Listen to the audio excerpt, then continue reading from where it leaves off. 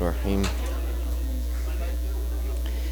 الحمد لله رب العالمين وبه نستعين والصلاة والسلام على أشرف الأنبياء والمرسلين حبيب قلوبنا وطبيب نفوسنا رحمة للعالمين بالقاسم محمد اللهم صل على محمد وآل محمد والصلاة والسلام على أهل بيته الطيبين الطاهرين المعصومين المظلومين ولعنة الله على أعدائهم أجمعين.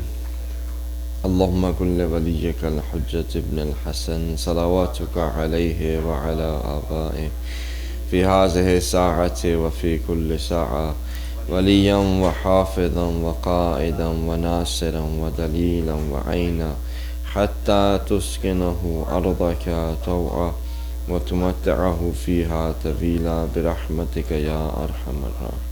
اللهم صل على محمد وآل محمد. Amma ba, assalamu alaikum wa rahmatullahi wa barakatuh. All praise and glory belongs to Allah, the Creator, the Sustainer, the Provider,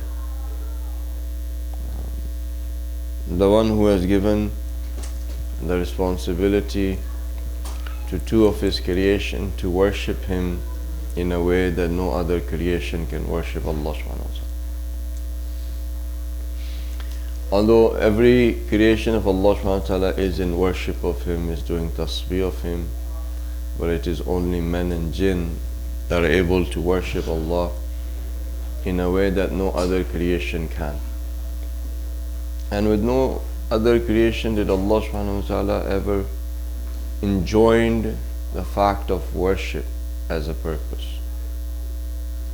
So He says, وَمَا خَلَقْتُ الْجِنَّ وَالْإِنسَ إِلَّا لِيَعْبُدُونَ. He says, jinn and ins I have not created but to the fact that they should يعبدون, yani they should be in submission, they should be slaves. So abd is a slave. So the act of slavery. So it says that I have not created men or jinn other than the act of slavery. Now, one is the purpose for the creation, and the other, there's another beautiful angle here, and that is that men and jinn are created slaves.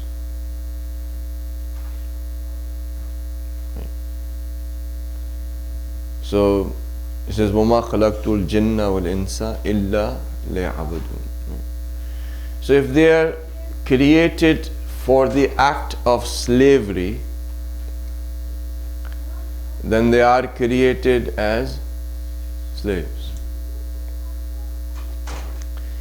So every human and every jinn that is born, they are born into slavery.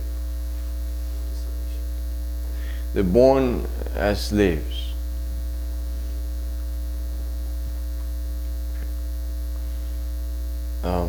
If I was going to speak for an hour, which I'm not going to, and the reason why I sat down on the bottom is that we could even have you ask questions as well. We don't have too many days left, so let's see. If I was going to speak for an hour, but it's not going to happen. If I was to speak for an hour, yeah, there would be 15,800 kids would have been born around the world in 1 hour, and 9,800 people would have died. So in 1 hour, every hour of the day, 15,800 or 300 kids are born, and 9,800 people leave this earth. And always the kids are more than the people dying, otherwise your population would go down, it won't go up. But today, in 1 hour, 15,800 slaves will be born, yet they will feel as if they are free. They will be born into slavery, but they will think that they are free. Is your body, does your body like break the rules of Allah subhanahu wa ta'ala? Can your heart decide today that it's going to start functioning like the lungs? Huh? Take a day off, yeah. You could take a day off, but you go to the doctor and say, okay, my heart's taken a day off, can you help me? The body of every man is Muslim. It's submitting to the will of Allah subhanahu wa ta'ala. It cannot get out of the laws of Allah subhanahu wa ta'ala. Right? So even the Pharaoh's body was a Muslim. It was a slave. Heart is a slave of Allah subhanahu wa ta'ala. It does not move an inch without His permission.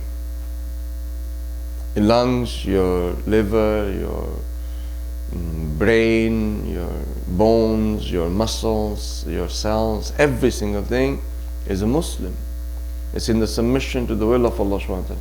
It is doing abudiyat, it is doing the act of slavery.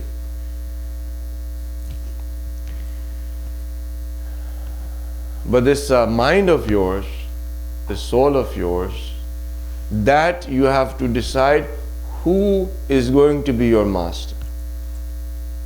You're still going to be a slave because you're born that way. You just have to decide who your master is going to be. That's where your freedom is. Okay? We all have been created as abd, as slaves. The only difference is, for our soul, for our mind, you've been given the choice. Who are you going to choose to be your master? You will still have a master, not even one. You'll have many, plenty. You just have to decide who your master is going to. So far with me? So this concept of freedom doesn't really exist for humans. Or jinn. Yeah. We figure ourselves first, then we talk about the jinn. So this sort of concept of freedom is not really there for human beings. The only thing is that a human can decide who their master is going to be.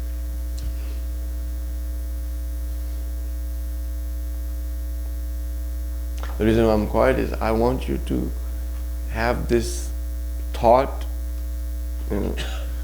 simmer, like dum lagaye. Soak it, think it, just in your mind, just have it seep in. So far that we've been living, I've always said to myself, I'm a free man. I've never said to myself, I'm a slave. And when I say, okay, slave of Allah, that too is like, it doesn't really seep into our mind. I'm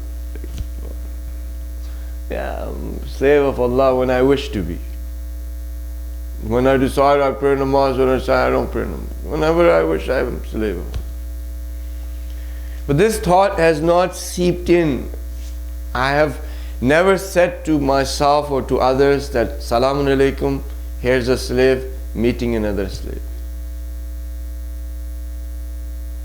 I'm a prisoner in a way, you can say that too. I'm a prisoner, no, I've never met somebody and said, Salamun Alaikum, I'm a prisoner, you're a prisoner, nice to meet you.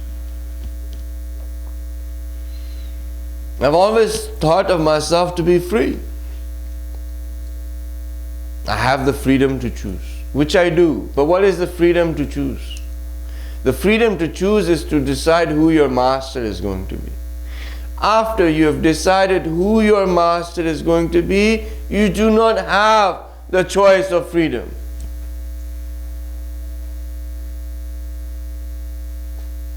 You only have the choice until you decide who your master is. Once you have decided, what's the choice of what's the will, what is the want or desire of a slave in front of the master? But does he have? So whichever day you and I decide that Allah subhanahu wa ta'ala is going to be our master, then all we have to do is what he says. So far we haven't decided that. So far we're a little bit confused whether Allah subhanahu wa ta'ala is really worthy of mastership or not.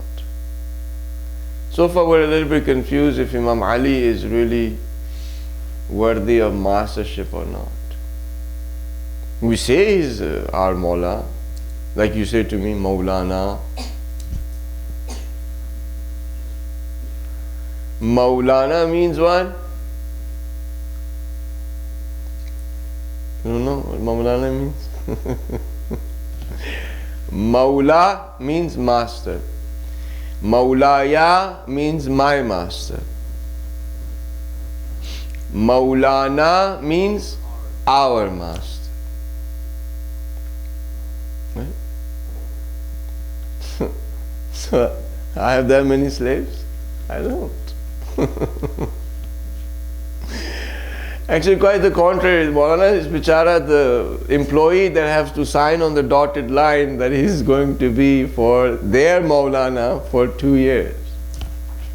An irony of life.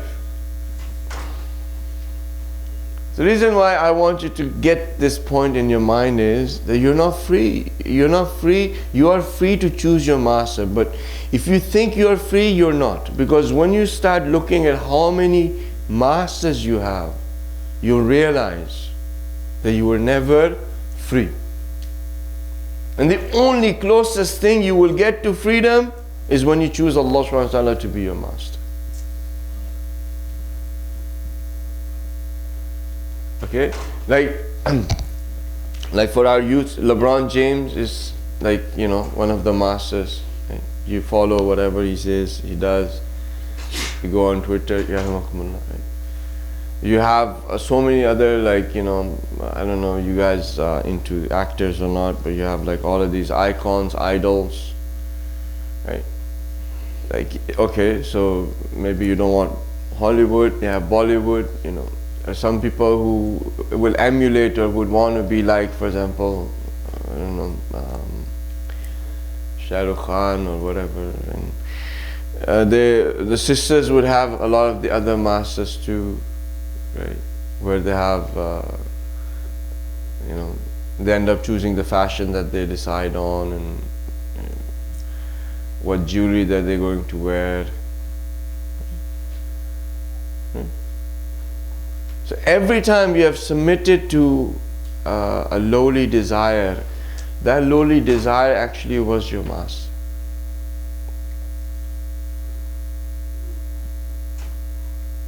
You know that Maghrib's time hasn't happened, right? So every time that you submit to your lowly desire, that lowly desire becomes your master and you're their slave.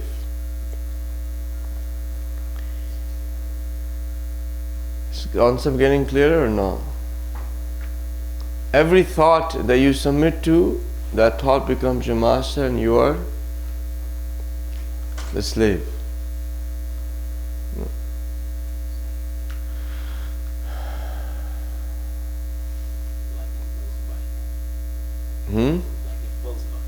Like impulse buying, yeah. But is it making sense for you?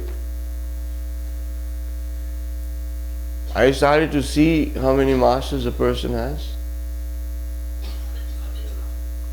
Right? Can you count? It's hard to count. What if Shaitan is also our master? What happens then?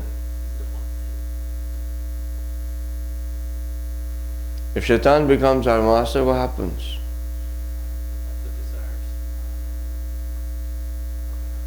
Could you be doing a sajda to Shaitan? Can you do sajda to Shaitan? There are many who do. Because it says, Alam ahad ilaykum ya bani Adam an la ta'budu shaitan. O the progeny of Adam, did we not take an oath from you that you're not going to worship shaitan? فَأَنِعْبُدُونِي هَذَا صِرَاطٌ مُسْتَقِيمٌ. That you were to worship me, that was the straight path. Is shaitan your master?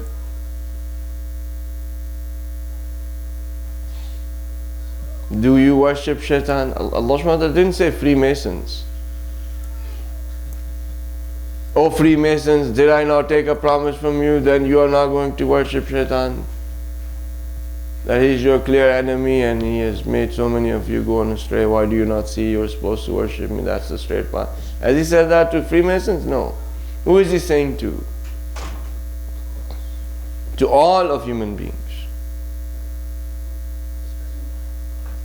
To all of human beings, that you were not supposed to worship shaitan.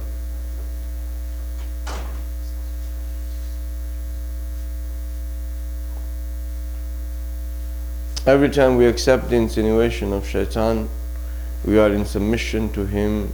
He is our master and we are the slave.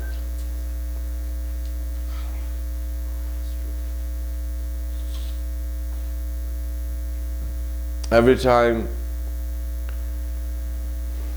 the enemies of Imam Ali looked like they were submitting to Allah, but they were doing sajda to shaitan. They were bowing down to shaitan. He becomes a thing of worship for many people. Our potential was that if we were to choose Allah subhanahu wa ta'ala to be our master, then we could have gotten ourselves elevated that much. And this is actually the statement I wanted to get to you. If you were to choose Allah subhanahu wa ta'ala as your master, you will get yourself to the point where everything will become subservient to you.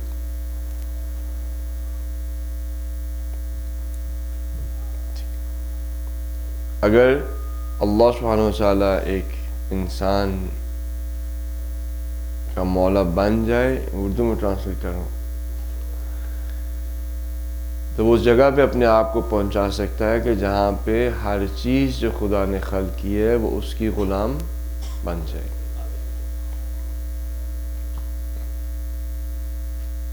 चाहते? If a person truly becomes a slave of Allah subhanahu wa ta'ala, they can elevate themselves to the point where everything that Allah subhanahu wa ta'ala has created becomes subservient to that being. So far with me? Imam Ali alayhi salatu wasalam, he has said that it is enough of an honor that I am your slave and you are my master. So when you hear the miracles that Imam Ali alayhi salatu wasalam was able to perform, and our mind just is not able to comprehend how is it possible. Right? Our mind is not able to comprehend how is it possible. The reason why you cannot comprehend is because you haven't understood what slavery to Allah subhanahu wa ta'ala means. Because if a person does submit to only his will, he will elevate itself to that point where everything becomes subservient to that being, and that person has the ability to say kun and it becomes.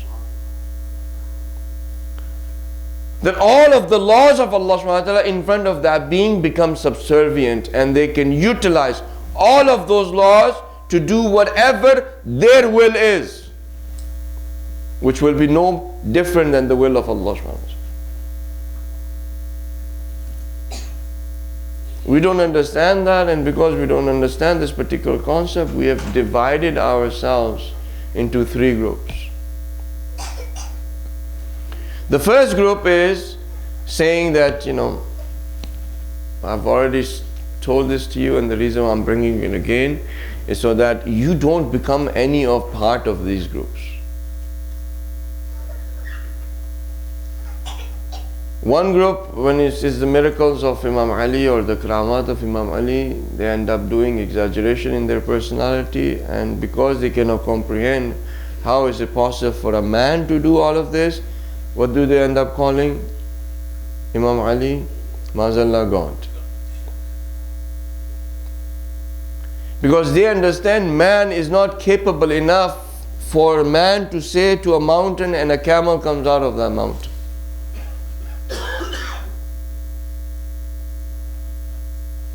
That a man can have a severed head and have it to speak to it.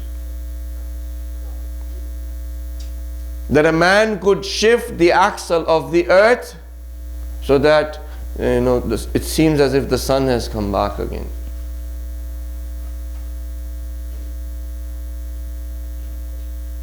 The man cannot do that. Oh, you're right. A man who is in the submission to everybody else other than Allah subhanahu wa ta'ala cannot do that. But a man in the submission to only Allah subhanahu wa ta'ala can do all of that and more. With me? The second group is, they end up saying, no, all of this, it's all made up stories. And we should not talk about the fazail of Imam Ali. Because these are all made up stories, and if you talk about these made up stories, our minds, the kids, will not be able to understand, and then it will be confusion. So anybody who comes and talks about the fazail of Imam Ali, we don't want to listen to it.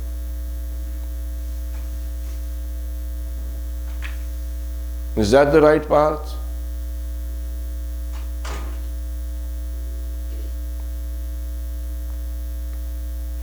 Just because we cannot understand, we do not understand the fact that what can a human being accomplish, what is the potential to be able to get to that point where everything becomes subservient to that human being, we can't understand that. Should we start denying the fazail of Imam Ali alayhi salatu wasalam?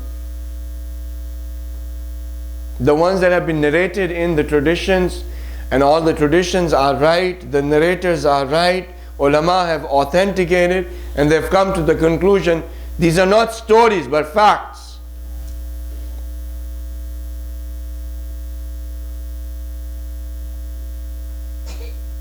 Oh, because we can't understand it, so don't have anybody recite the fazail of Imam. You're going to choose a Maulana who's going to come, who's not going to recite the fazail of Imam.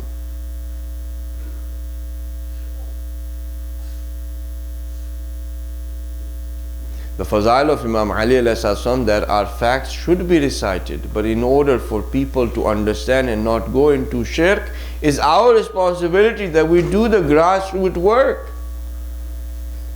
That we let people know what is the potential of a human being, where a human being can elevate themselves to if they choose Allah subhanahu wa ta'ala to be their slave.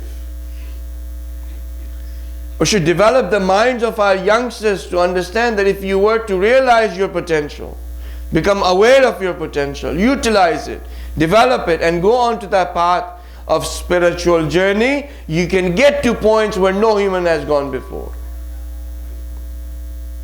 Where the three-dimensional matter will become a slave in front of you. Where all of the technology on one side, you on the other side can travel through any dimension. You can bend space-time. You would not need for a means for you to go from one place to the other. Those people exist today. If I cannot understand how Ayatollah Bahjat, for example, Ramsulullah was able to travel from Qom to Medina, from Qom to Mashhad, I deny it. I say, no, it didn't happen.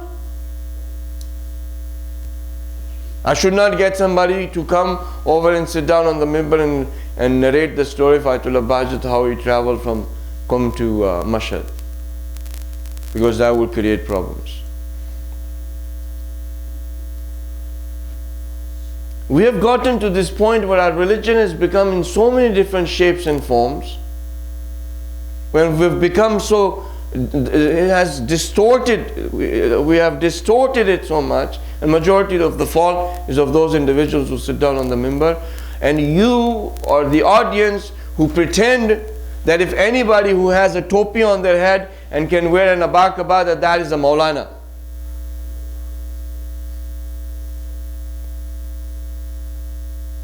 That the audience, they don't want to check whether the amama has been bought from Walmart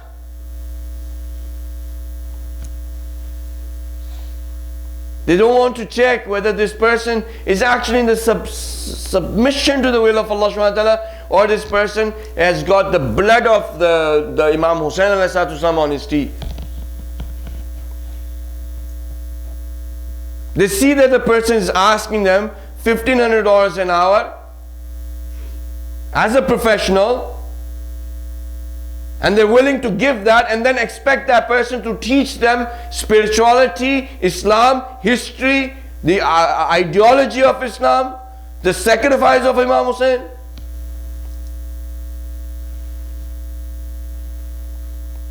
The one who are selling the blood of Imam Hussain, they are able to come up and tell you about Islam. We have like no criteria.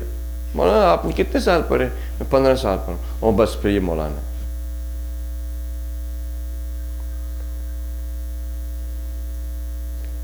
आप कहाँ से पढ़े? मैं कहीं से नहीं पढ़ा। मैंने टोपी रख ली थी और मैंने शेरवानी पहनी, अब मैं आपको पढ़ा सकता हूँ। ओ बिल्कुल ठीक है, आ जाएं, बिस्मिल्लाह, बैठे हैं हमारे मिंबर पे बैठे हैं, माशाल्लाह, क्या वाह वाह वाह वाह वाह।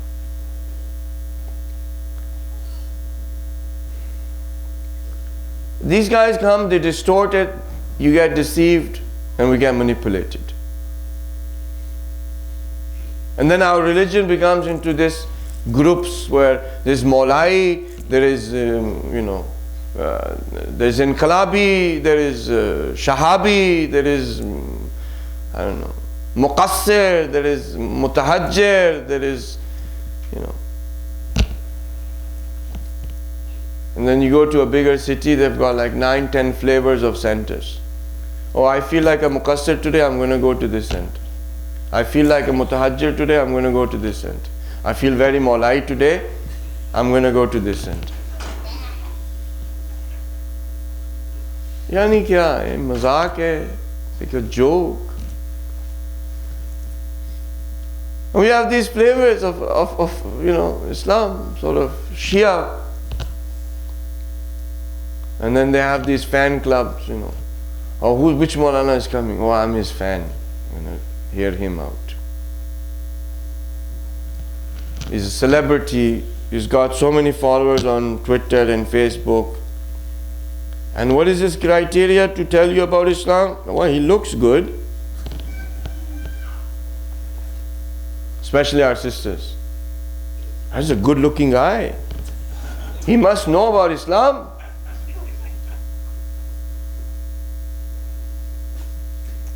Or love his hair. And they become rock stars. They become celebrities, rock stars. They're able to gather a crowd of 400,000 people, and majority of them to be, for example, sisters. And they'll come on the stage and they'll sing like a rock star. And they'll move the crowd like a rock star. And they want the protocol of a rock star. And what do we call these guys?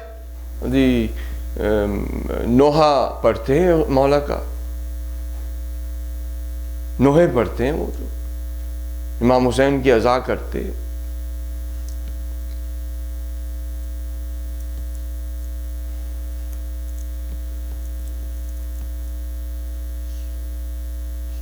The same things are being recited, and my sister is cooking and cleaning and listening to that. Bibi Sakina got her face, on her face she was slapped. She's listening to that and cooking. My brother is driving, listening to that Imam Husain's head got cut off and brought on a spear. And these nohas were made on the tunes of songs. They were electronically, matam was put in as a beat.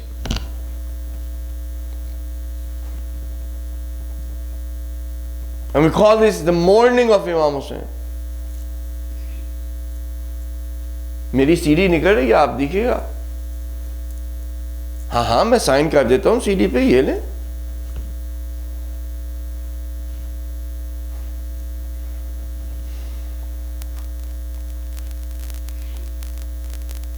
You need to be madly in love with Allah subhanahu wa ta'ala. You need to be madly in love with Imam Ali. You need to also make sure that you submit to the will of Allah subhanahu wa ta'ala with all of your might and your power that you have on the laws of Allah subhanahu wa ta'ala, the do's and don'ts. And you also have to make sure that your soul is that pure, that does not have a speck of dirt, of jealousy, of arrogance, of hatred. And your worldview should be through the eyes of Imam Hussain. You should look at the world through the eyes of Imam Hussain. See who is your friend and see who is your enemy. See what has happened to Islam. See it from, if you were to see it from his eyes, you would find Imam Hussain just like saying, if somebody like this person becomes in power of you guys, then say Khudafiz, Salamun Alaikum, Khudafiz to Islam.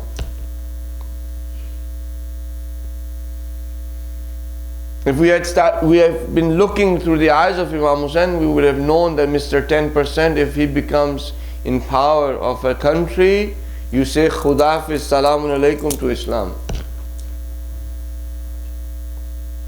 But we were not looking through his eyes, like, oh, let's give us iftariyan de rahe hain, fast, open up the fast because she has got the government.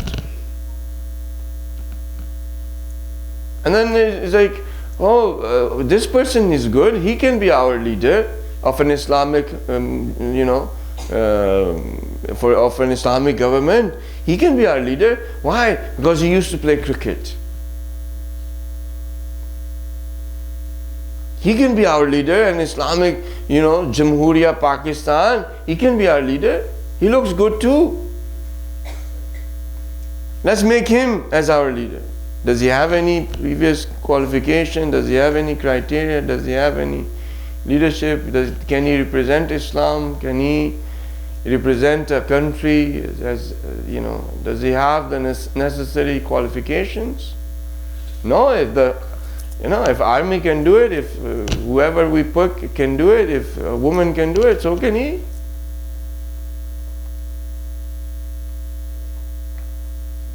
And then we make a joke out of that. And the country is run down to its bottom. And it's like, oh, pata nahi kya ho gaya, hamare halat ko kya ho gaya.